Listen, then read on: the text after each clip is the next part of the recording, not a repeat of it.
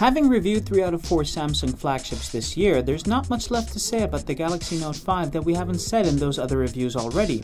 What differs though is that the Samsung Galaxy Note 5 has much more to live up to than the other devices. This is a segment that Samsung pioneered, which means that the responsibility of innovating falls on its shoulders.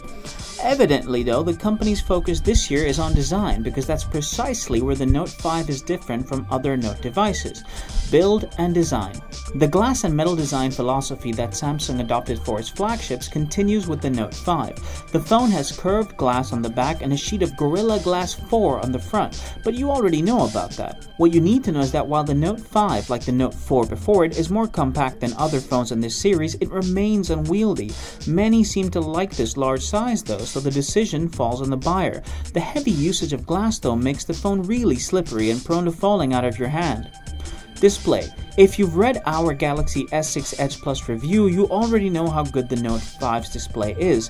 The 5.7-inch QHD AMOLED display is one of the best out there. What's interesting is that Samsung has toned down the yellowishness of the display. The Galaxy S6 Edge has a pretty warm display to the point that it looks like the odd one out when placed next to an LG G4 and Sony Xperia Z3 Plus. But the Note 5's display is not as warm as we've come to expect from Samsung. Colors are really vivid on the display, and if you've liked Samsung displays till now, this one's just to die for, just like the S6 Edge Plus. The S Pen on the Galaxy Note 5 is as good as it ever was and a tad better. That said, even with a 5.7-inch display, there's only that much that you can do. If you've been a big proponent of Samsung's S Pen though, then the one on the Note 5 is easily the best till now. It writes almost like a real pen, and Samsung has added the option to add apps to the Air Command menu. So you can now add apps like Evernote, OneNote, and others to the Air Command menu and write on them using the S Pen.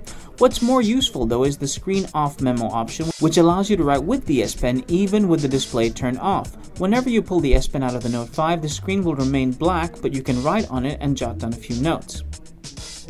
Performance. In regular usage, the Galaxy Note 5 can take anything you throw at it, and the bigger size of the phone allows for better heat circulation, allowing the average clock speed to remain higher than in Galaxy S6 and S6 Edge. The performance of the phone can't be credited to the SoC alone though. While Exynos 7 is a good processor, the Note 5's performance owes a lot to the fact that Samsung has made no compromise. The sequential read speeds for the storage in the phone come to around 440 megabytes per second, which for the general public translates to really good. In addition, DDR-IV RAM allows the performance to be even smoother, and 4 gigabytes of it allows for a lot of multitasking. The overall performance of the Note 5 is a combination of processor, NAND, and RAM, and they all do well work in unison. It would be worth mentioning that the Galaxy Note 5 sends diagnostic reports to Samsung servers whenever it's connected to a Wi-Fi. You can turn this off from the settings menu by going into lock screen and security. Battery. All the performance though usually takes a toll on the battery life, so when Samsung allowed a 3000 mAh battery, I was somewhat disappointed. You're talking about a 5.7-inch QHD display here, along with a powerful octa-core processor. Here again though, the Note 5 exceeded expectations.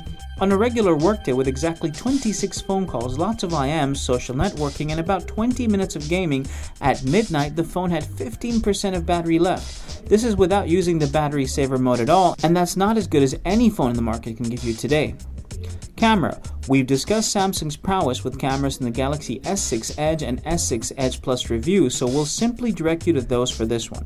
With the Galaxy Note 5, Samsung has completed the transformation that started with the Galaxy S6 this year.